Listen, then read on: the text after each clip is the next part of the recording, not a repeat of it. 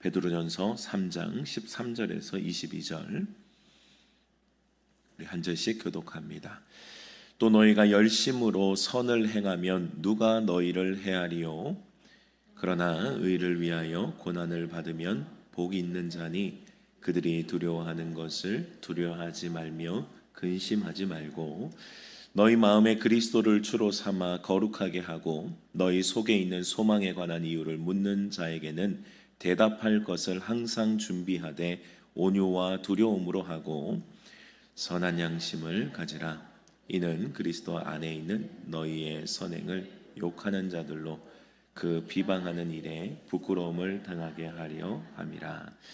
선을 행함으로 고난 받는 것이 하나님의 뜻일진데 악을 행함으로 고난 받는 것보다 나으니라. 그리스도께서도 단번에 죄를 위하여 죽으사 의인으로서 불의한 자를 대신하셨으니 이는 우리를 하나님 앞으로 인도하려 하심이라. 육체로는 죽임을 당하시고 영으로는 살리심을 받으셨으니 그가 또한 영으로 가서 옥에 있는 영들에게 선포하시니라. 그들은 전에 노아의 날 방주를 준비할 동안 하나님이 오래 참고 기다리실 때에 복종하지 아니하던 자들이라. 방주에서 물로 말미암아 구원을 얻은 자가 몇 명뿐이니 겨우 8명이라. 물은 예수 그리스도께서 부활하심으로 말미암아 이제 너희를 구원하는 표니 곧 세례라. 이는 육체의 더러운 것을 제하여 버림이 아니요 하나님을 향한 선한 양심의 강군이라. 그는 하늘에 오르사 하나님 우편에 계시니 천사들과 권세들과 능력들이 그에게 복종하느니라. 아멘. 드라마나 또 영화를 좋아하시는 분들이 아마 계실 텐데요. 드라마나 영화를 보면 주인공만큼이나 중요한 인물이 있습니다. 사실은 그분들도 주인공이에요. 주인공 못지않게 많이 등장하고 영향을 많이 끼칩니다. 바로 악역이죠. 악역을 맡은 사람들. 이 영화나 드라마에 악역이 없으면 어떨까요, 여러분? 악역이 없으면 재미가 하나도 없어요. 그 악역이 있기 때문에 사실은 긴장감을 가지고 그리고 그 이야기와 스토리에 몰입을 하게 됩니다. 악역이 등장해서 주인공을 방해하고 공격하면 할수록 이제 보는 마음은 속상하기도 하고 또 뭐 우리에게는 악이니까 사실은 없으면 뭐 없어졌으면 이런 마음들이 또 있지만 그러나 그 분노와 슬픔을 또 함께 공유할 수 있는 또 긴장감을 가지고 또 몰입할 수 있는 또 재미의 요소가 분명히 된다는 것이죠. 시청자들이 또 함께 분노하고 슬퍼하는 것이 맞습니다. 그리고 그 악역에 대해서 막 같이 그 배역을 맡았을 뿐인데 어떤 때는 또 너무 악역을 잘하면 그 배우를 막 욕하기도 하잖아요. 그런 사람처럼. 그런데 여러분 그 악역들이 그 공격을 하고 또 그런 방해를 할 때마다 시청자들은 또 기대를 하게 돼요. 우리는 기대를 합니다. 마음 깊은 곳에서 기대를 해요. 왜냐하면 주인공은 이길 거거든요. 주인공은 반드시 그 어려움들을 이겨내고 승리하게 될 거거든요. 그래서 그걸 기대하게 되는 거예요. 주인공은 항상 총알이 쏟아져도 항상 안 맞죠, 그죠? 맞아도 살짝 다치고 금방 낫고요. 폭탄이 떨어져도 어떻게든 잘 피하고요. 주인공은 안 죽어요. 그래서 결국은 승리하게 된다고요. 그래서 우리는 주인공들이 언제 이제 그 타이밍, 언제 그런 통쾌한 승리를 할지를 사실 기대하며 보게 되는 거예요. 이기는 건 사실 모르는 사람이 누가 있어요. 이기는 건 다 아는 거고 다음에 언제 어떻게 그 스토리가 진행될 것인가를 기대하고 보게 되는 거예요. 결말을 모르면 답답하고 더 그러겠지만 근데 사실 결과는 알아요. 그 과정의 그냥 이야기들을 우리가 어떻게 풀어내고 또 긴장감으로 몰입하는가 그것이 이제 드라마의 또 흥행을 결정을 하죠. 주인공은 결국 이길 거예요. 여러분들 그리스도인들이 이와 같다는 생각을 참 많이 합니다.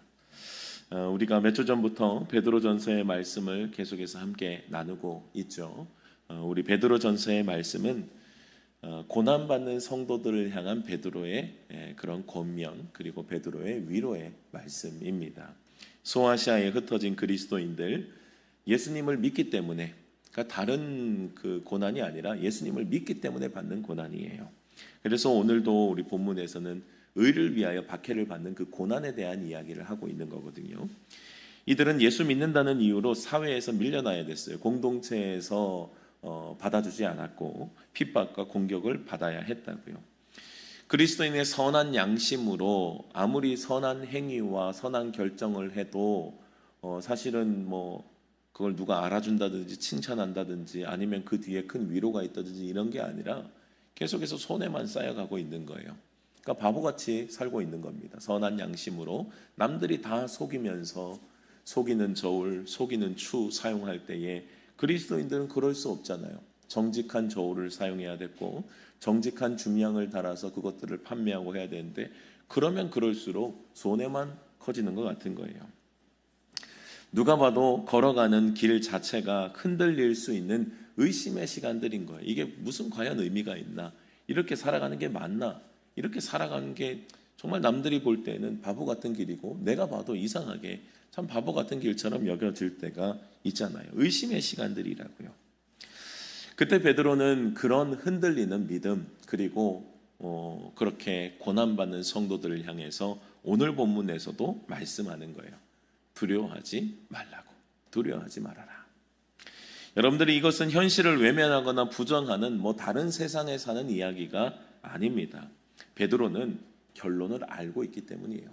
믿음의 사람들은 여러분 결론을 알아요. 우리가 어떻게 될지를 안다고요. 그것을 아니 두려워하지 말라는 거예요. 스토리가 아무리 꼬이고 주인공이 아무리 공격을 받고 주인공이 아무리 막 환난 가운데 막 여러 가지 모험을 받고 궁지에 몰릴지라도 우리는 안다고요. 언젠가 풀릴 거라고요. 그 오해들이 언젠가 그게 하나하나씩 풀려가는 그 재미가 있잖아요. 그것을 주목하면서 보며 통쾌함을 느낀다고요. 우리도 동일한 거예요. 물론 우리가 승리자는 아니고 우리는 예수 그리스도를 승리자로 우리는 모시고 살아가는 예수 그리스도가 승리자의 삶을 살아갑니다. 그러니 우리도 그 앞에서 함께 결과를 뻔히 아는 사람들이라고요. 결과가 분명한 우리들은 고난의 상황 가운데서도 우리는 뭘 기대합니까? 역전의 그날을 기대한다고요. 언젠가 통쾌하게 주님께서 승리하실 그날을 우리는 기대하며 살아가는 거예요. 오늘 본문 13절 14절의 말씀을 보면요, 너희가 열심으로 선을 행하면 누가 너희를 해하리요 라고 말씀합니다. 그러나 그 뒤에 그러나 의를 위하여 고난받으면 복 있는 자니 그들이 두려워하는 것을 두려워하지 말며 근심하지 말고 말씀합니다.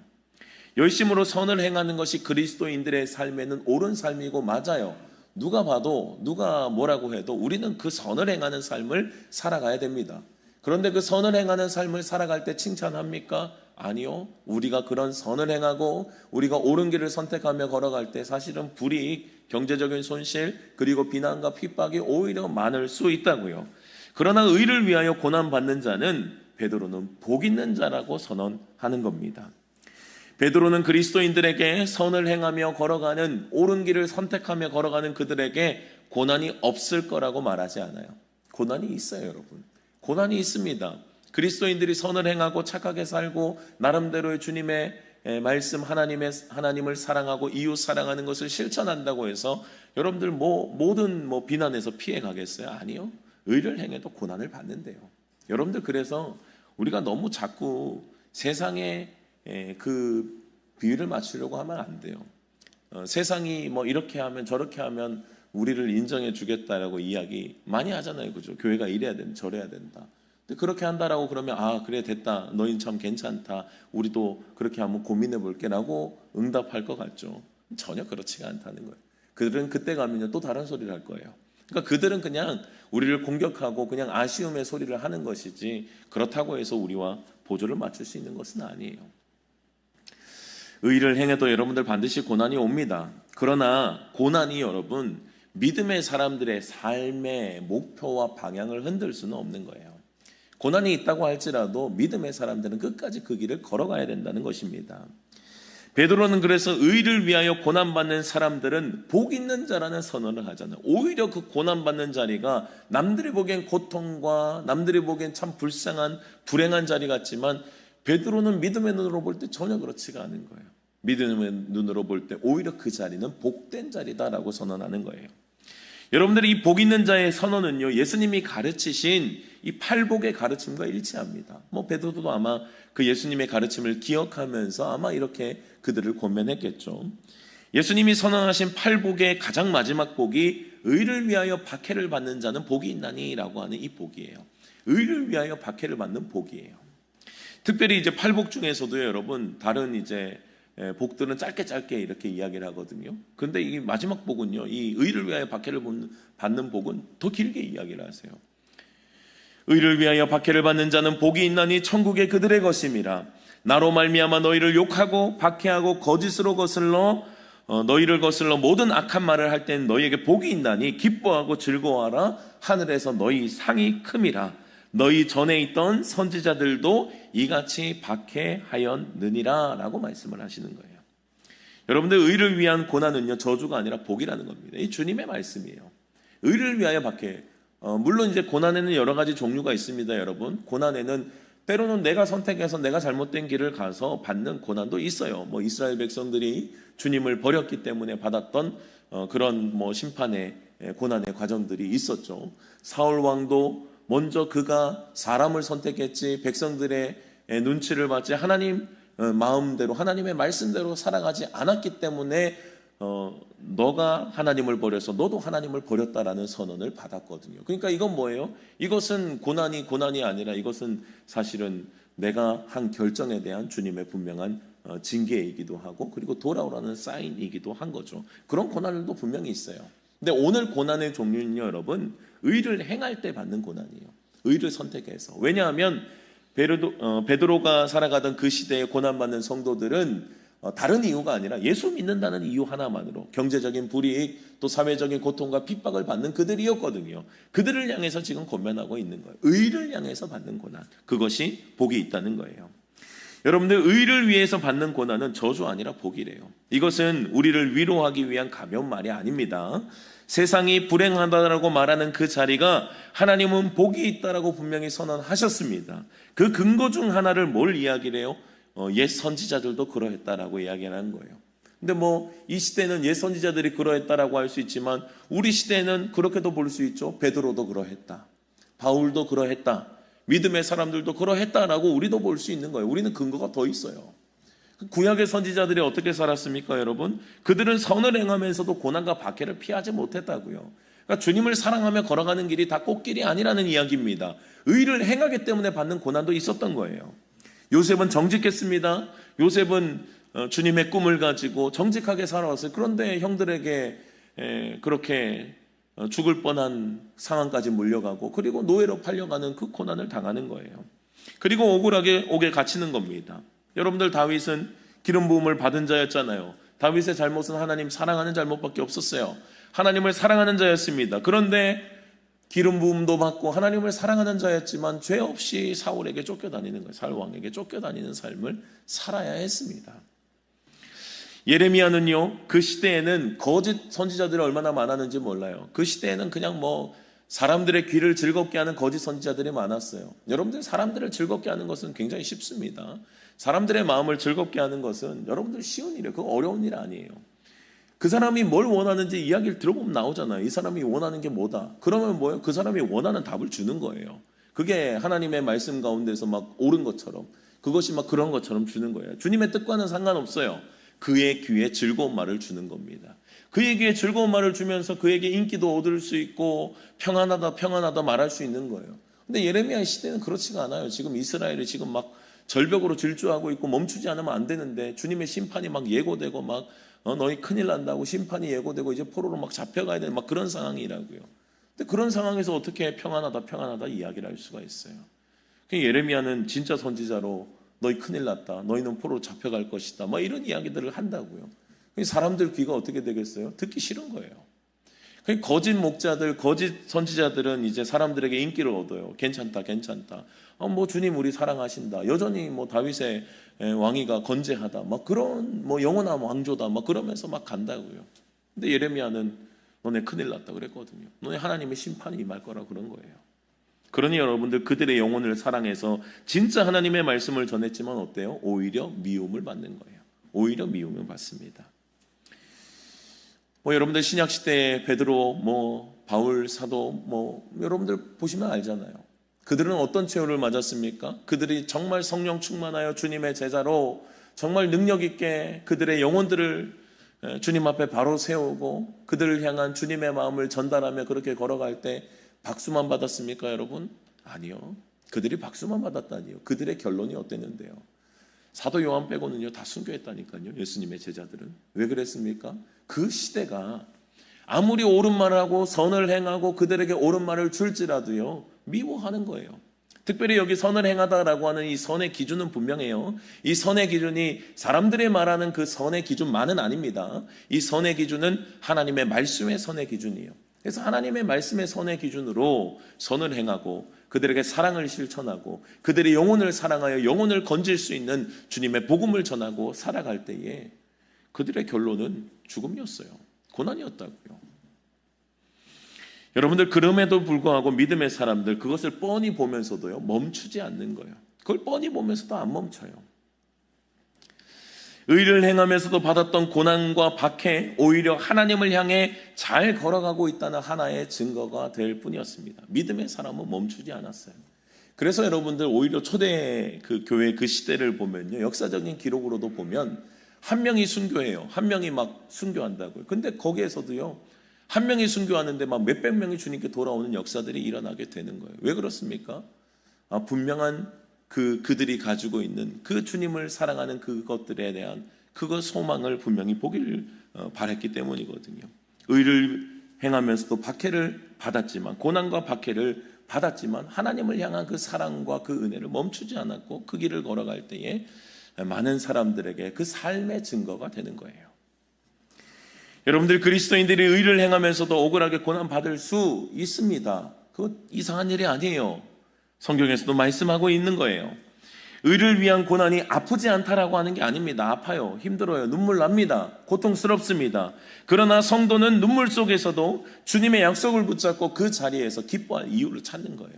아프지 않다는 게 아니라 소망이 분명하기 때문에 우리에게는 그 소망을 가지고 그 자리에서도 우리는 기뻐하는 거라고요. 문제가 해결되어서 기쁨이요? 아니요. 진짜 믿음의 사람은 문제가 해결되어서 기쁨이 아니라 이미 그것을 바라보면 기쁨이에요. 해결되면 너무 좋죠. 그러나 그러지 않아도 기쁨을 잃어버리지 않는 거예요. 고난 속에서도 주님을 향한 믿음의 질주를 계속해 걸어가는 겁니다. 세상에서는 불행하다 말하고 그 자리를 도망가고 피해야 된다라고 말합니다. 도대체 그 길을 왜 가냐고, 너 손해라고, 너 바보냐고 이야기를 한다고요. 그런데 여러분들 우리는 믿음의 사람들은요 기준이 어디예요? 우리 기준은 하나님의 말씀이라고요. 말씀을 기준으로 살아가기 때문에 피할 이유가 없는 복자리예요. 복자리. 내가 그 자리에 있으면 있을수록 어때요? 고난이 길면 길수록 주님이 쓰셨던 그 사람을 사용했던 역사는 컸어요. 이게 성경의 증언이에요, 여러분. 고난이 길었던 사람들은 주님께서 쓰셨던 능력의 시간도 길었어요. 이것이 고난이 주는 의미라고요. 근데 이 고난이 없으면 여러분 금방 넘어지고 만다고요.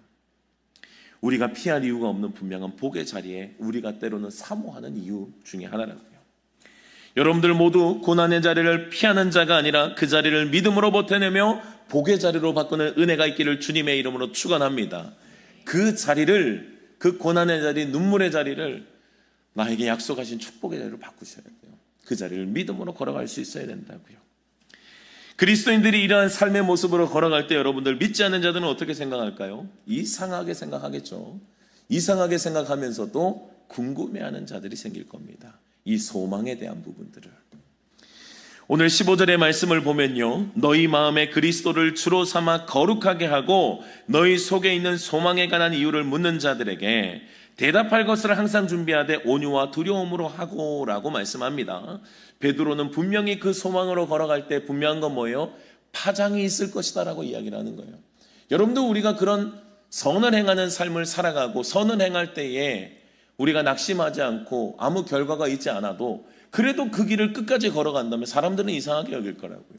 여러분들 세상의 기준과 세상의 스토리는 뭐예요? 고생 끝에 낙이 오는 거잖아요. 고생 끝에 낙을 보고 한다고요. 그러니까 이 고생이 있으면 나중에 큰 뭐가 있을 것이다. 그렇게 하고 막 걸어간다고요. 근데 믿음의 사람들은요, 물론 결과가 그렇게 주님께서 보여주시는 축복과 은혜의 열매들도 있지만 그러지 않을 수도 있어요. 제자들처럼요. 제자들의 결론이 축복과 은혜로 끝나지 않았잖아요. 그들의 후손들이 뭐 복되고 막 축복이 막 물질의 복이 흘러넘쳐 이러지 않았다고요, 여러분. 그들은 때로는 죽음으로 삶을 마감하는 거예요. 근데 그럼에도 불구하고 그걸 뻔히 보면서 어때요? 그 뻔히 보면서도 그 길을 걸어가는 것을 주저하지 않는다고요. 그 길을 끝까지 고집하며 걸어간다고요. 여러분들, 예수 그리스도를 나의 인생의 주인으로 삼은 자들은 분명히 이 소망에 대한 길을 걸어갈 수 있어야 되고, 그 길을 걸어갈 때 그 파장이 나타나는 거예요. 파장이 뭐예요? 옆에서 묻기 시작하는 거예요. 당신은 도대체 왜 그 길을 걸어가냐고, 당신의 소망이 뭐냐고 묻는 거예요. 여러분들, 우리의 인생에 관심이 있는 자들이 나타나야 돼요. 이게 무슨 증거예요? 내가 주님을 향한 소망으로 잘 걸어가고 있구나의 하나의 증거가 되는 거예요. 내가 주를 위해 잘 걸어가고 있구나는 파장이 생긴다고요. 옆에서 이상한 거예요. 너는 도대체 왜 그 길을 걸어가지? 너는 도대체 소망이 뭐냐고 묻는 자들이 생긴다는 거예요. 여러분들, 우리가 예수 믿는 삶, 우리가 주님과 함께 동행하는 삶을 살아가면, 여러분, 이 세상이 가만히 있으면 안 돼요. 세상에서 우리가 들어가면 뭐라고 해요? 우리는 짠맛을 내는 소금이라고 하잖아요. 주님이 우리에게 소금으로 우리를 부르셨잖아요. 그럼 뭐예요? 존재감을 드러낸다고. 없는 듯 하지만 존재감을 드러내는 거예요. 파장이 있다고요.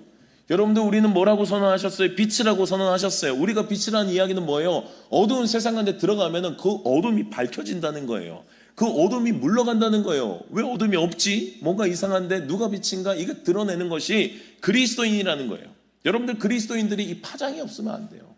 그리스도인들은 세상에 들어갈 때 분명한 거룩한 파장이 있어야 돼요. 이유를 물어보는 자들이 생겨야 된다고요. 넌 도대체 소망이 뭐냐? 넌 도대체 왜 그렇게 살아가냐?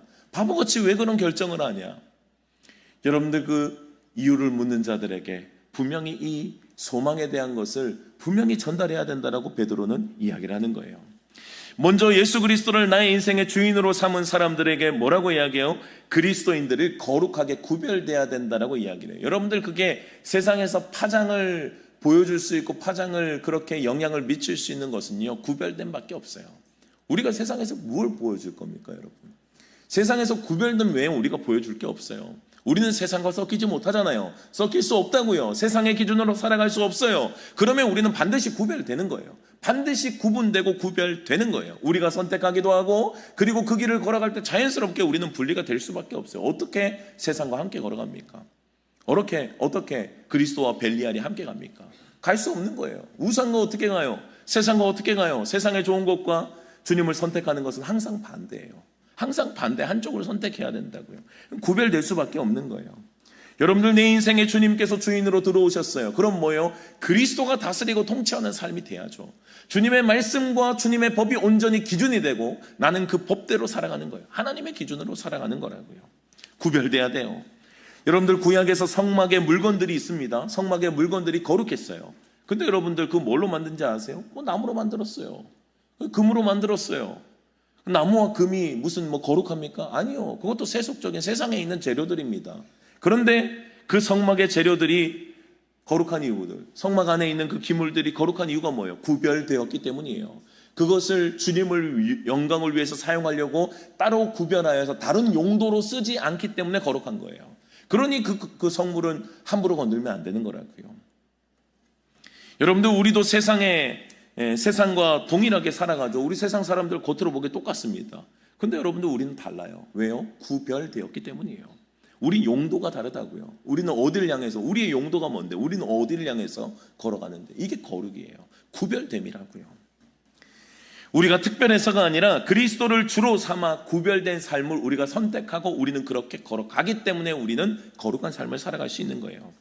그래서 우리는 본질적으로 세상과 섞일 수 없다고요. 길이 다르고 목표가 달라요. 아까 말씀드린 바와 같이 세상이 이렇게 하면 너희를 인정해 줄게, 너 이렇게 해야지 라고 이야기한 거 여러분 귀담아 듣지 마세요. 그렇게 한다고 해서 그래 이제 됐네, 너희를 환영한다, 너희를 인정한다, 너희를 받아볼게, 이런 얘기 안 한다니까요. 여러분, 세상과 우리는 섞일 수가 없어요. 여러분, 우리가 아무리 맞춰줘도요 안 된다니까요. 근데 우리가 거기에서 미련하게 그들의 기준을 맞추면 그들이 우리를 인정해 주나 보다, 그러면 우리 그 기준에 한번 맞춰보자, 어리석은 짓을 자꾸 하면 안 된다고요. 그들은 어차피 우리를 인정 안 해요. 인정할 수가 없어요. 우리가 그쪽을 인정 못하고 그쪽도 우리를 인정할 수 없는 구별됨이 있어요. 우리가 세상이 적대적이다 이런 건 아니에요. 우리는 그 어두운 세상을 밝힐 사명자로 우리는 살아가야 되죠. 근데 결국에는 섞일 수는 없다고요. 구별될 수밖에 없어요. 여러분들, 세상의 기준은 뭐예요? 세상에 잘 나가는 인생은 뭡니까? 또 부자 되는 거 아니에요? 세상에서 잘 나가는 인생은 더 부자 되는 거, 더 많이 가지는 거, 사람들이 인정하는 명예를 가지는 거, 뭐 이런 것들 여러분들 뭐 세상에서 성공이라고 말하지 않아요? 근데 예수님은 뭐라고 말씀하세요, 여러분? 예수님은 높아지려고는 낮아지래요. 하늘에서 높은 자가 되고 싶거든, 하늘나라에서 인정받고 싶은 자가 되거든 철저하게 낮아지라고 말씀하셨어요. 군림하는 자가 아니라 오히려 섬기는 자가 되라고 말씀하셨어요. 그것을 예수님께서 직접 보여주셨잖아요. 예수님은 그 모습을 보여주셨어요. 그 높으신 분이, 그 높으신 하늘을 창조하시고 땅을 창조하신 그분이 이 땅에 오셔서는 철저하게 낮아지시는 거예요. 뭐 태어날 때부터 그러셨잖아요. 태어날 때부터 말 먹이통에, 동물의 먹이통에 태어나셔서 뭐 그렇게 태어난 인생이 어디 있어요, 여러분? 그렇게 태어나셔서 목수의 아들로 자라셔서 아무 뭐 누가 볼 때 흠모할 것이 없는 나사렛에서 무슨 선한 것이 나겠냐고. 나사렛에서는 그런 선한 것이 날 수가 없네. 지역 자체도 그거 뭐 그런 대단한 지역도 아닌 거예요. 뭐 시골 촌구석인 거예요.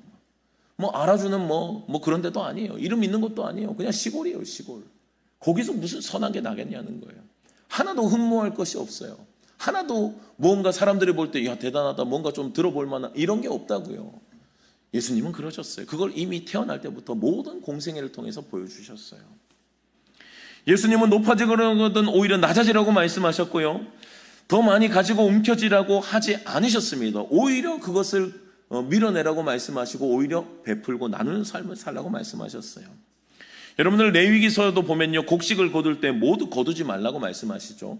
그 용도는 분명합니다. 나그네를 위해서, 가난한 자를 위해서 남겨두라고 말씀하셨어요. 싹 다 거두면 부자가 되는 거 누가 모릅니까? 싹 다 거두면 부자가 될 수 있겠죠. 싹 다 거두면 내가 더 많은 수익과 재정의 풍족함을 누릴 수 있겠죠. 그러나 율법에, 하나님의 말씀에는요, 그거 하지 말라는 거예요.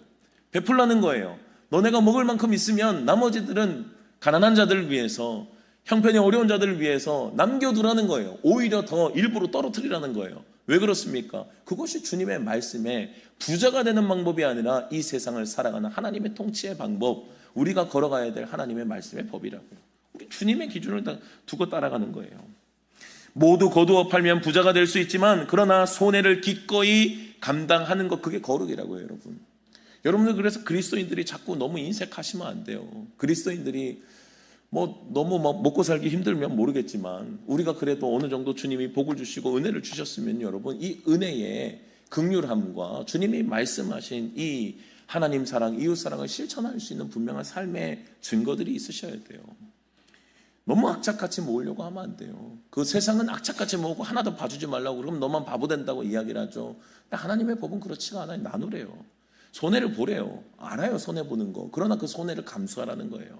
그 위에는 누가 있어요? 하나님이 계시다는 거예요. 그 손해를 볼 때 누가 보고 계세요? 하나님이 보고 계시다는 거예요. 그러면 누가 갚아주세요? 하나님이 갚아주시는 거예요. 하나님이 보이는 것과 보이지 않는 것으로 갚아주시는 거예요. 이게 주님의 말씀의 법이라. 이게 구별됨이라고요. 남이 알아주든 그렇지 않든 하나님을 사랑하고 이웃을 사랑하며 구별된 삶을 선택하는 것, 그것이 우리들의 삶이라고요. 오늘 우리가 예배드리는 이 시간도 마찬가지죠. 황금 같은 휴일에 집에서 쉬면, 아니면 가족들과 여행 가면 좋다는 것 모르는 사람 누가 있어요, 여러분? 이 황금 같은 시간에 피곤한 한 주 동안 피곤한 나의 육신을 좀 쉬고 또 한 주간 또 일할 수 있는 힘을 얻으면 좋다는 거 누가 몰라요? 그런데 여러분들 참 대단하다고 늘 생각하는 것은 뭐예요? 그렇게 일주일 동안 열심히 또 세상에서 사시고 또 주일날 오시면 또 그렇게 주님 앞에 오셔서 또 충성하시고 또 예배하세요. 전 정말 여러분들이 참 대단하고 참 하나님을 사랑하는 그 마음, 참 하나님께서 기쁘게 받으실 거라고 저는 확신해요. 왜 우리가 이걸 선택합니까, 여러분? 내가 결정하면 얼마든지 다르게 사용할 수 있어요. 그러나 우리는 나를 구별하여 하나님께 올려드린다고요. 왜요? 주님의 날이기 때문이에요. 내가 그것을 나의 한 주의 시간 가운데서 이 날을 구별하여 딱 떼어서 주님께 드리는 거예요. 주님, 이 날은 주님의 날입니다. 주님 마음껏 사용하세요. 저를 어떻게든 봉사로 굴리시고 충성으로 굴리시고 예배자로 굴리시고 마음껏 써주십시오. 이게 사실 여러분들 나를 구별하여 주님 앞에 드리는 우리들의 고백이라고요. 거룩이에요, 거룩. 고난 중에 우리의 태도도 마찬가지죠. 누가 봐도 원망할 만해요. 누가 봐도 지금 불평이 나와야 돼요. 누가 봐도 억울한 상황이에요. 근데 이상하게 거기에서 주님을 향해 기뻐하고 있다고요. 도망가지 않는다고요. 고난 중에 기뻐하며 하나님 앞에 나아가는 우리들의 태도, 우리들의 결정, 우리들의 고백, 우리들의 구별됨이에요. 거룩이라고요. 주님을 마음속에 모신 그리스도인들이 드러나야 하는 분명한 거룩한 삶이에요. 우리에게 드러나야 돼요, 이 거룩한 삶이. 이 거룩한 삶이 없으면 여러분들 우리 세상 사람들과 뭐가 다릅니까? 분명히 드러내며 살아야 되는 거예요. 이 거룩한 구별됨은 타협하지 말고 포기하지 말고 끝까지 걸어가야 될 우리의 믿음의 길인 줄로 믿습니다. 성도가 이러한 거룩한 구별됨으로 거룩함으로 살아갈 때에 세상은 묻는다고요. 넌 도대체 왜 그러냐고. 그 거룩한 파장이 그들에게 가는 거예요. 이상하게 생각되는 거예요. 분명히 우리가 볼 땐 더 가져야 되고 더 누려야 되고 우리는 그저 우리 가족들만 뭐 잘 살고 뭐 우리 뭐 내 거만 하면 되는데 이들은 왜 자꾸 시야가 넓게 저들을 바라보고 저들을 사랑해주고 저들을 긍휼히 여겨주고 그리고 거룩하게 구별된 삶을 살아가냐고. 이상하다고요. 세상은 우리에게 묻게 됩니다. 거룩한 파장으로. 그때 베드로는 우리 마음에 그리스도를 주로 삼아 거룩하게 하고 너희 속에 있는 소망에 관한 이유를 묻는 자들에게 대답할 것을 항상 준비하라고 말씀합니다. 여러분들 대답할 것을 준비하고 계십니까? 여러분들에게 거룩한 파장이 일어나야 되고요. 그 거룩한 파장 앞에 대답할 것이 준비되어 있습니까? 여러분들 왜 그렇게 사는지? 여러분들이 이 대답할 것을 준비하는 것은요, 우리의 삶의 그 길을 선택하는 이유가 너무도 분명하다는 이야기예요. 우리의 삶의 그 길을 선택할 이유가 너무너무도 확실하다는 거예요. 저는 담임 목회를 시작할 때에 제가 왜 교회를 시작해야 될지를 하나님께 물었어요. 왜냐하면 제가 봐도 교회가 많아요. 제가 봐도 교회가 뭐 세종에는 여러분들 뭐 보시는 분들은 아시겠지만 한 건물에 많으면 뭐 최소 사실 2개는 들어가 있어요. 최소 막 1개에서 2개는 들어가 있어요.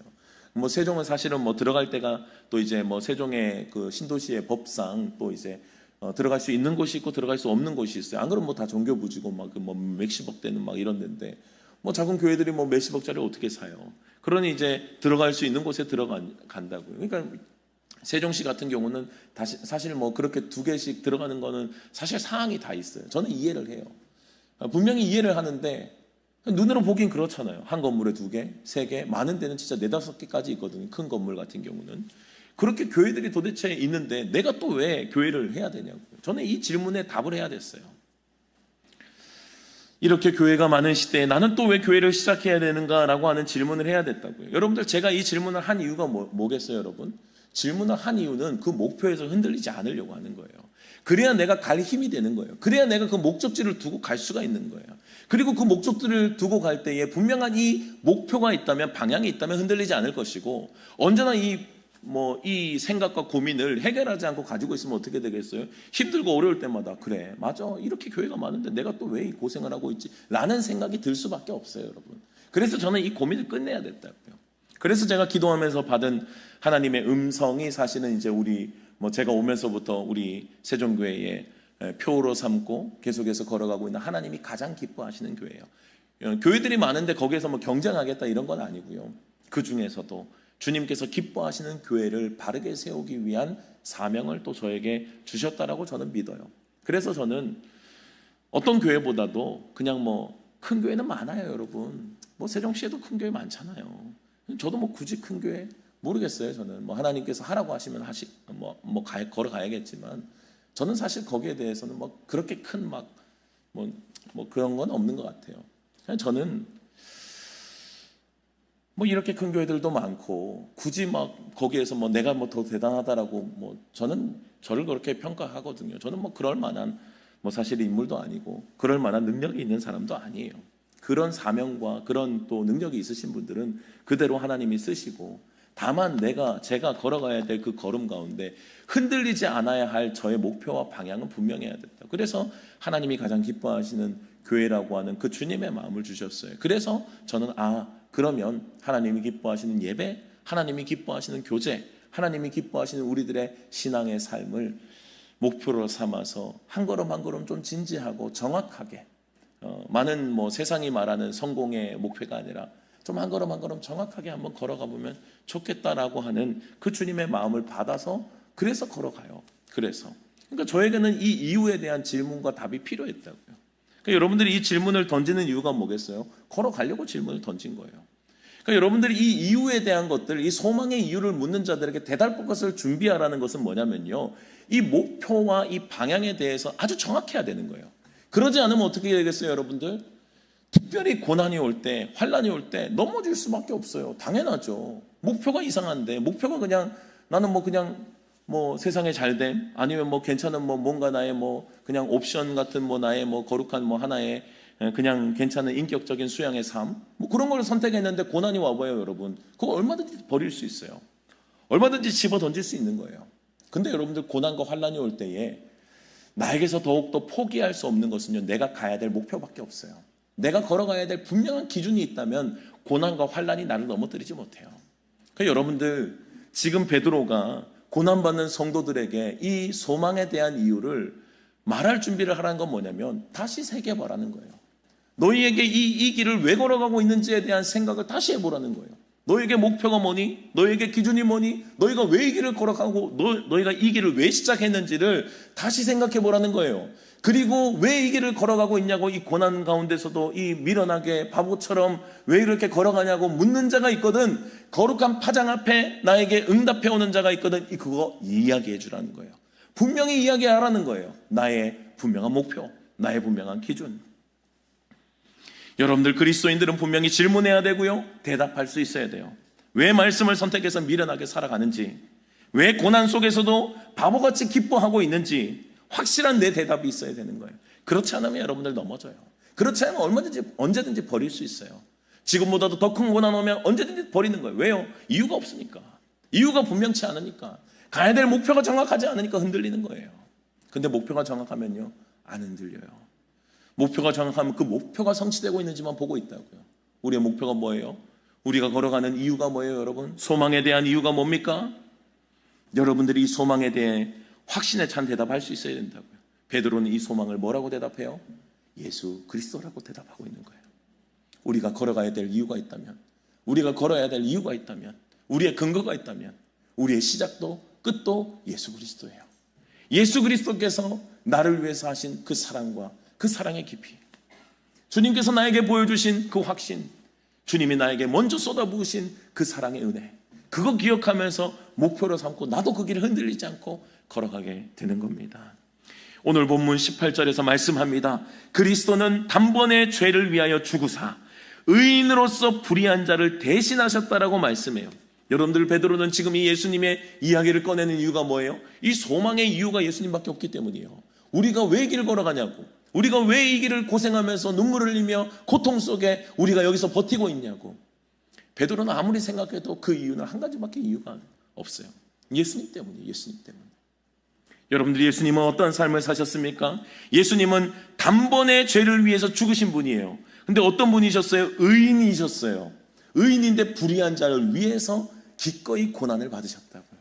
여러분들, 예수님을 생각할 때 예수님이 우리에게 그냥 이거 해라 저거 해라 명령 지시하신 분이셨습니까? 아니요, 여러분. 예수님은 이 땅에 오셔서 명령 지시하신 분이 아니라 보여주신 분이에요. 너희도 가서 이와 같이 하라. 이게 주님의 말씀과 메시지였다고요. 주님께서 말씀하시고 가르치셨던 모든 내용들은 너희도 이와 같이 하라는 거예요. 내가 보였지? 내가 너희를 사랑하는 거 봤지? 너희도 이와 같이 가서 사랑하라는 거예요. 예수님이 마지막 제자들 앞에서 십자가를 두기 앞서서 십자가를 지시기 전에 그들에게 던지신 주님께서 세 계명이 뭐였어요? 서로 사랑하라 했잖아요. 내가 너희를 사랑한 것 같이 너희도 서로 사랑하라 했잖아요. 주님의 사랑이 뭐예요? 내가 여기까지 사랑할 건데 너희 그거 보라는 거예요. 그리고 너희도 서로 사랑하는 거예요. 여러분들, 주님은 항상 우리에게 말씀하신 것이 우리에게 먼저 보여주시는 거예요. 사랑을 보여주세요. 그리고 너희도 사랑하라는 거예요. 이 땅에 살아가셨던 삶의 모습을 우리들에게 보여주시고 너희도 가서 그와 같이 하라고 하셨어요. 여러분들, 그 예수님께서 우리를 위해서 어떻게 의인이셨는데, 그분은 분명히 의인이에요. 성경에서 기록하고 있어요. 그분은 아무리 찾아도 죄가 없대요. 빌라도도 증언하고 있어요. 죄가 없다는 거예요. 아무리 찾아도 죽일 만한 죄가 없다는 거예요. 그들은 법적으로 죄가 없다라고 선언했을 수 있지만 그분은 하나님의 말씀 앞에서도 의의 빛에서도 죄가 없으신 분이에요. 의인이셨다고요. 의인. 그런데 의인이신 그분이 고난을 받으셨어요. 왜요? 우리 살리려고요. 우리의 죄 때문에 죽으셨다라고 말씀하시는 거예요. 십자가의 고난이 우리의 죄를 대속할 수 있는 유일한 방법이셨기 때문에 주님은 이유가 있지만 어쨌든 당시 사람들이 볼 때 이유 없어 보이는 의인으로서는 받지 말아야 될 고난을 받으신 거예요. 여러분들, 예수님의 고난은요, 너무도 분명하고 선명한 하나님의 계획이셨다고요. 그분이 고난을 받아야, 그분이 죽으셔야 우리의 죄가 해결이 됐어요. 대속의 원리로 우리는 거기에서, 십자가에서 주님이 고난 받으시고 피를 흘리실 때 그 죄값이 지불되고 우리의 죄는 넘어가는 거예요. 유월되는 거예요. 우리는 넘어간다고요. 그러니 예수님의 고난의 이유가 분명하지 않겠어요?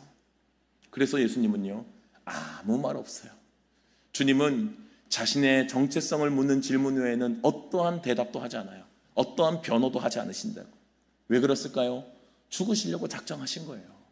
다만 이제 네가 그리스도냐 뭐 이런 질문에는 주님 피해가지 않으세요. 네가 말하였다. 주님은 분명히 그 대답에 대해서는 분명하게 선언하세요. 내가 맞다. 나의 존재에 대해서는 분명히 선언하세요. 근데 네가 죄가 있냐 없냐에 대해서는 아무 말 안 하세요. 왜요? 죽으려고요. 죽으시려고 그러셨다고요. 죄 없으신 분이 우리를 위해 죽으시려고 뛰어드시는 거예요. 여러분들, 예수님의 고난은 너무도 분명하고 선명한 하나님의 계획이셨죠. 그리고 그 고난을 통해 우리 모든 시대, 모든 인류가 살 길을 주님이 열어주신 겁니다. 예수님의 고난과 부활 때문에 여러분들, 우리의 고난의 삶을 때로는 주님의 고난 앞에 넣을 수 있지 않겠어요? 주님은 의인으로서 고난을 당하셨습니다. 그러면 여러분들, 우리가 억울하게 고난받는 것도 그 안에 좀 집어넣으면 어떨까요? 우리가 때로는 의인인데, 때로는 내가 잘못한 게 없는데 고난을 받아요. 근데 그때 우리가 누구를 생각해야 돼요, 여러분? 의인이셨지만 고난받으신 예수님을 생각하는 거예요. 왜요? 그분은 나 때문에 그러셨잖아요. 내가 때로는 그 의로움으로 걸어가지만, 나는 죄가 없지만 내가 받는 핍박, 고난이 있을 수 있다고요. 그때에 우리가 묵상하고 기억하는 것은 이 소망에 대한 이유, 예수 그리스도를 우리가 생각하고 고백하는 거예요. 내가 이 길을 걸어가는 이유, 예수님 때문이라고. 예수님이 날 위해 죽으셔서 그 사랑 나에게 보여주셨으니 1만 달란트 탕감받은 자는 마땅히 그 사랑을 실천하며 살아가는 것이 마땅하다고. 나 주님을 따라가는 것이 내 삶의 가장 중요한 제1원칙이니 나는 죽어도 이 길 따라갈 거라고. 여러분들, 우리가 고백해야 될 고백 아닐까요? 주님이 그 길 걸어가셨기에 그 고난 앞에, 그 고난 안에 나를 집어넣는 거예요. 내가 받는 고난 아무리 커도 주님의 고난에 비하겠습니까, 여러분? 내가 당하는 고난과 환난이 아무리 커도 주님께서 받으신 십자가의 그 아픔 뭐에 대할 수 있겠어요, 여러분? 그 고난 앞에는 아무 할 말이 없어요. 주님이 나를 위해 십자가 지셨으니 저는 그걸로 족합니다. 그 사랑 받아서 족합니다. 그 뒤에 풀어지고 열려지고 뭐 요셉과 같은 복을 받고 그런 것들 열려지면 좋죠. 근데 아니면요, 포기할 거예요? 아니면 포기하실 겁니까, 여러분? 고난 받는데 그 뒤에 그 고난의 결론이 요셉과 같은 총리의 축복이 아니면 여러분들 포기하실 거예요? 성경에서 말하는 고난과 복은 그게 아니에요. 성경에서 말하는 고난은 결론이 있고 화려하기 때문에 그 길을 버티라는 게 아니에요. 그 길이 우리의 그냥 결론 자체이기 때문이에요. 주님께서 고난이 분명히 고난 받으셔서 부활의 기쁨을 누리셨죠. 근데 부활의 기쁨은 여러분들 우리가 이 땅에서 못 누리잖아요. 부활은 그냥 우리가 영원한 세상에 가서 누리는 거예요. 그때 누릴 수도 있어요. 그럼 여러분들 포기하실 겁니까? 지금 이 땅에서 아무 결론 안 나면 포기하실 거예요? 진짜 주님의 사랑을 아는 자는 그럴 수 없다고요. 내 소망이 그 수준이 돼서는 안 돼요. 내 소망은 영원한 차원의 수준이 돼야 된다고요. 주님께서 고난을 통과하셔서 부활하셨으니 우리가 믿는 결론은 뭐예요? 내가 믿는 결론은 나도 주님처럼 부활할 거라는 거예요. 나도 주님처럼 역전할 거라는 거예요. 주님이 승리를 선언하신 것처럼 나도 분명히 승리를 선언하게 될 거라는 거예요. 이 땅이 아니라도 좋다는 거예요. 그 길을 알기에 우리는 걸어가는 것입니다. 사랑하는 여러분들, 이 소망의 이유가 분명한 여러분들이 되시기를 주님의 이름으로 축원합니다. 예수님이 부활하셨던 것처럼 우리도 반드시 부활해서 이 부활의 기쁨과 영광을 누리게 될 것입니다. 이것이 우리의 소망임을 잊지 말아야 되는 거예요. 여러분들, 노아의 시대가 오늘 본문에 등장하죠. 노아의 시대에 온 세상에 하나님을 거역하고 노아 한 사람만이 홀로 방주를 짓고 있었습니다. 누가 봐도 바보 같은 사람이에요. 이 벌건 대낮에 이 그 큰 방주를 왜 짓냐고요. 그렇게 큰 비가 올 거라는 것을 뭐 어떻게 알고 그 이상한 짓을 하고 있냐고요. 누가 봐도 이상한 사람이에요. 조롱받고 외면당하고 이상한 사람이라고 손가락질을 받았습니다. 그런데 여러분들, 결말은 달랐어요. 주님의 말씀대로 노아가 그렇게 애타게 그들에게 말했던 대로 진짜 어마어마한 홍수가 시작되는 거예요. 방주 안에 있는 겨우 8명만이 구원을 얻었어요. 그 주님의 말씀 앞에 반응했던 겨우 8명이었어요. 그리스도인들이 부활의 소망을 품고 살아갈 때 많은 사람들이 이 소망을 여러분들 비난할 거라고요. 인정하지 않을 거라고요. 우리에게 그렇게 살면 너 바보라고, 그렇게 살면 너 어리석은 삶이라고, 너 그렇게 해서 언제 부자 되려고, 뭐 그런 식으로 이야기를 한다고. 그리스도인들이 이상한 사람 같죠? 그런데 여러분들 그날에 보자고요. 그날에 보자고요. 노아의 방주는 짓는 것에 그치는 게 아니에요. 그날이 분명히 오는 거예요. 그날을 누구나 다 맞이하게 돼 있다고요.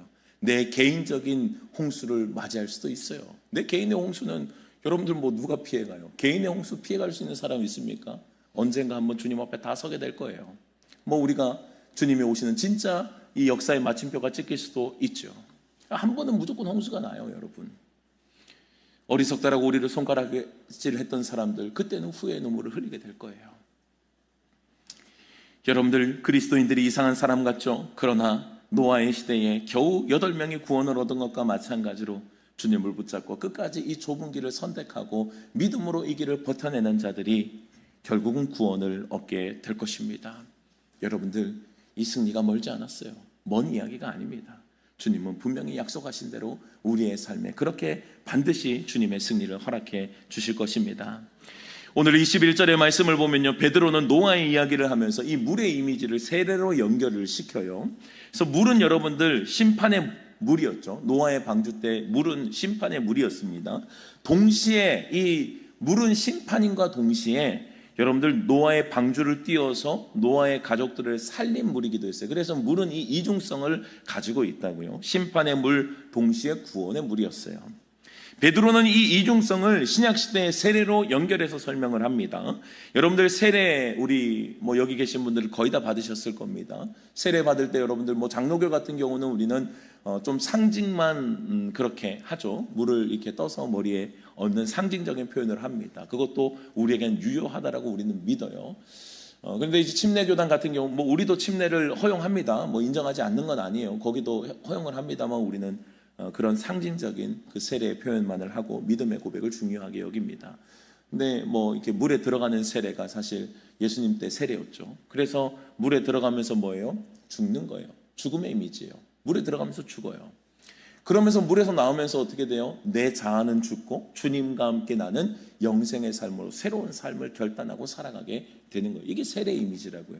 죽음과 생명이 같이 있다고요. 나는 죽었습니다. 그러나 주님이 나와 함께 사십니다. 그래 나는 살았습니다. 같이 간다고요.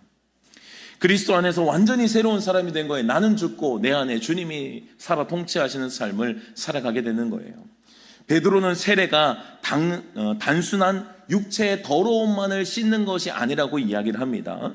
하나님을 향한 선한 양심의 강구라고 말씀을 해요. 그래서 이것은 하나님께서 그리스도의 죽음과 부활에 연합한 은혜의 표로 보거든요. 그래서 세례를 받았다라고 하는 것은 우리가 이 땅에서 믿는 우리의 표예요. 은혜의 표예요. 주님께서 우리에게 주신 표라고요. 이게 뭐예요? 구원받은 성도들의 상징과 같은 표라고요. 이것을 우리는 믿는 거예요. 그와 동시에 뭐예요? 그냥 내가 표가 있다, 난 세례 받았다라고 하고 끝나면 됩니까? 아니요. 그 은혜의 표가 있음에 동시에 우리의 거룩한 선한 양심의 강구가 시작되는 거예요. 주님, 나는 이렇게 살기를 원합니다. 주님, 나는 정말 내가 죽은 자로 주님과 함께 살아가는 자로 살기를 원합니다라는 고백과 결단이 함께 들어가 있다고요. 선한 양심에 그 고백이 우리에게 다시 시작이 돼야 된다고요.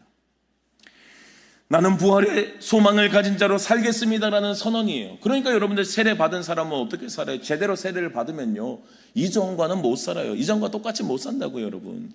그래서 한국의 기독교가 세례만 잘 받아도 지금 이렇게 안 된다니까요. 세례 받았다는 얘기는요, 여러분 이거 말할 것이 없어요. 진짜 그리스도인 되는 거예요. 진짜 그리스도인 되고 진짜 그리스도인 되기로 결단하는 거예요. 내가 선언하는 거라고요. 나는 이제 주님과 함께 산다고. 내게 거룩한 열정과 주님을 향한 도전으로 이 거룩한 소망을 가지고 부활의 소망으로 나는 살겠습니다라고 하는 거룩한 결단이라고요. 아니 뭐 그럴 수도 있지 저럴 수도 있지 이게 아니에요. 거룩한 싸움을 하겠다는 거예요. 거룩한 씨름을 내가 이제 시작해 보겠다는 거예요. 주님과 함께. 이 세례를 받은 사람들은 어떤 사람들이에요? 여러분들 이 결단과 함께 주님의 이 은혜의 표가 있는 사람들, 그리스도와 연합이거든요. 그리스도에 연합된 사람들. 주님의 승리가 이미 보장된 사람들이요. 나의 의지적인 결단도 있지만 우리는 뭐예요? 이미 고백하는 순간부터 주님께서 우리를 장악하셔서 그리스도와 연합된 자로 주님은 부활의 삶을 살아가게 하실 거라고요. 22절에 분명하게 선언해요. 하늘에 오르사 하나님 우편에 계시고 천사들과 권세들과 능력들이 그에게 복종하는 분, 그분이 바로 누구라고요? 예수 그리스도라고요. 하늘과 땅의 모든 권세를 가지신 분이 예수 그리스도시라고요. 그러니 여러분들 예수 그리스도와 연합되었다는 이야기는 뭐예요? 하늘과 땅의 권세를 가지신 분이 지금 내 안에 계시다는 거 아니에요? 나와 함께 계시다는 것 아니에요? 그렇다면 여러분들 내가 고난을 받는 자리라고 해서 그 자리가 절망과 눈물의 자리가 될 수 있습니까? 주님과 함께 하는데요. 하늘과 땅의 모든 권세를 가지신 그분이 그때도 여전히 나와 함께 하시는데 그때 울고만 있을 거예요? 그렇지 않다고요, 여러분. 믿음의 사람은 그때도 뭐예요? 그리스도와 연합한 자임을 잊지 않는 거예요. 그 자리에서도 여전히 복음을 선포하고 그 자리에서도 여전히 기쁨을 선포하며 그 자리에서도 역전시키실 주님의 부활을 기대하는 자가 그리스도인임을 잊지 마시기를 바랍니다. 이 소망이 우리에게 흔들리지 말아야 된다고. 이 부활의 소망이 감격으로 우리에게 늘 새겨져 있어야 된다고요. 사랑하는 여러분들, 이 소망이 분명하시기를 주님의 이름으로 축원합니다. 특별히 여러분들 가정의 달이잖아요. 가정의 달에 여러분들 얼마나 우리 가정 안에서 때로는 핍박 가운데 신앙생활 하시는 분들 많으셔요. 때로는 핍박과 조롱 가운데 신앙생활 하시면 그들 위해 울고 계신 분들 계시죠. 주님의 위로의 말씀을 들으시기 바랍니다. 주님께서 여러분들의 삶을 위로하시는 거예요. 힘내라고. 그 고난 가운데 우리가 뭐 받는 고난이 뭐 다른 뭐 예수님 믿는다고 뭐 어디에서 뭐 고난 받나요? 믿는 자들에게 왜 오늘도 교회 갔냐? 왜 또 새벽 예배까지 나가야 되냐? 왜 또 그렇게 유별나게 신앙생활하냐? 왜 또 충성하냐? 이런 얘기 수도 없이 들으면서 그들에게 이야기하고 설득하고 또 때로는 내가 낮은 마음으로 이야기하고 그 고생하면서 당당하지 못하는 우리들의 그들을 위해서 그렇게 숙이며 들어가는 우리들의 이 고난의 시간들이 있잖아요. 여러분들 걱정하지 마세요. 주님께서 여러분들을 보고 계시고요. 여러분들의 기도를 듣고 계시고 하나님의 때에 그들 또한 주님 앞에 돌아오게 하실 것입니다. 가정의 날에 이 소망을 놓지 않기를 바라요. 고난의 시간이지만 포기하지 마세요. 그리고 꺾이지도 마세요. 그리고 휘둘리지도 마세요. 그런다고 할지라도 내가 가야 될 길을, 내가 가진 소망을 묵묵히 걸어가는 거예요. 그리고 그 여파, 그 우리의 영향력을 세상 가운데 드러내는 거예요. 가족들에게 드러내고 세상 사람들에게 드러내는 거예요. 소망의 이유를 묻는 자들에게 확실하게 이야기를 해주세요. 내가 만난 주님, 내가 만난 분명한 내 삶의 목표, 이것이 우리가 걸어가야 될 삶의 이유임을 믿습니다.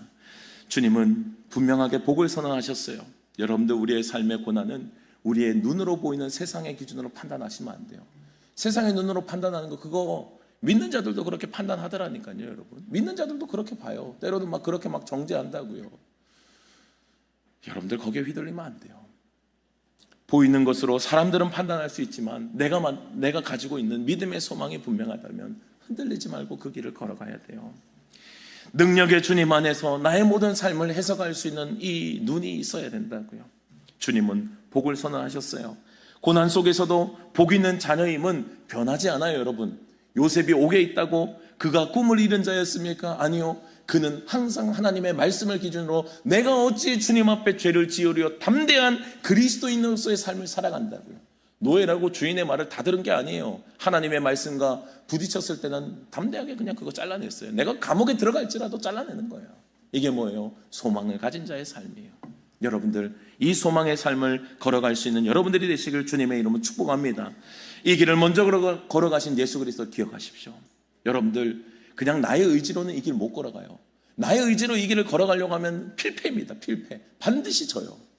근데 여러분 먼저 걸어가신 주님을 생각하는 거예요. 나를 위해 걸어가신 고난의 그 길을 걸어가신 완주하신 주님, 부활하신 주님을 내가 그 주님의 십자가 앞에 나의 고난을 집어넣고 주님의 승리 앞에 나도 기대하며 걸어가는 거예요. 그때 승리할 수 있어요. 주인공은 내가 아니에요. 주인공은 주님이시라니까요. 주님은 이미 승리하신 주인공이 되셨으니 우리는 그 옆에서 함께 기쁨을 누리는 주님과 함께하는 그 은혜를 반드시 우리는 경험하게 될 것입니다. 사랑하는 여러분들, 주님의 말씀 안에서 오늘도 힘을 내시길 바랍니다.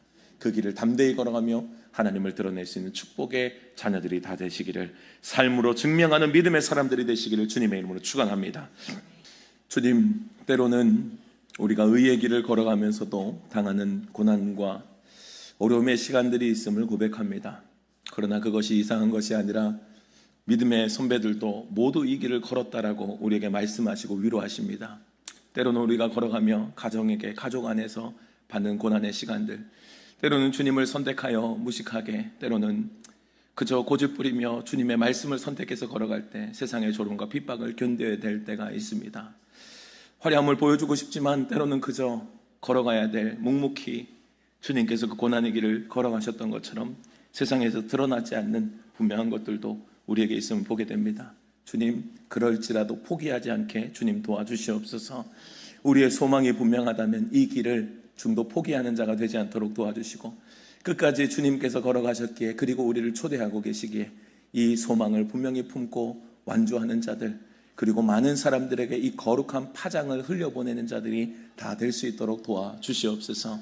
지금은 우리가 실패자 같고, 지금은 우리가 패배자 같고, 지금은 우리가 어리석은 자 같으나 주님은 십자가를 향해 걸어가는 자들, 고난을 통과하는 자들이 가장 큰 영광을 누리게 될 것을 예수 그리스도를 통하여 보여주셨사오니, 하나님 이 승리의 길을 주저하지 않고 끝까지 걸어가며 주님께서 승리하신 그 승리의 여정 앞에 하나님 흔들림 없이 걸어가는 믿음의 백성들이 다 되게 해 주시옵소서. 고난 앞에 힘겨워하는 자들이 있습니까? 그들을 위로하여 주옵소서. 가정에서 삶의 자리에서 의를 선택하며 걸어갈 때 바보 같아 보이는 내 모습을 보며 답답해하고 또 기준을 잃어 흔들리는 자들이 있거든, 오늘 주님의 말씀이 우리의 삶의 기준이 될 수 있도록 도와주시고, 누가 뭐라 하든 우리는 우리의 기준을 세우고 하나님의 나라를 향해 담대히 걸어가 승리하는 믿음의 백성들이 다 되게 하여 주시옵소서. 한 주간도 걸어가는 모든 삶의 여정들 가운데 누가 뭐라 하든 우리의 삶의 기준을 분명히 하여 믿음으로 걸어갈 수 있도록 은혜 베풀어 주시고, 그 주님의 승리를 우리 함께 경험하며 거룩한 주님의 부활에 동참하는 부활의 백성들 다 되게 해 주시옵소서. 지금은 우리 주 예수 그리스도의 은혜와 하나님의 크신 사랑하심과 성령의 교통하심이 오늘도 주님이 걸어가신 그 십자가의 길, 그 승리의 길, 고난받는 길 같으나 그러나 끝내 승리하신 그 길을 나의 길로 믿고 우리도 함께 그 승리에 동참하길 다짐하는 이 자리에 모인 모든 주의 사랑하는 성도님들 머리 위에, 가정과 직장과 자녀들 위에 주님께서 피로 값주시고 세우신 세종교회 위에 이제로부터 영원토록 함께 계시기를 간절히 축원하옵나이다. 아멘.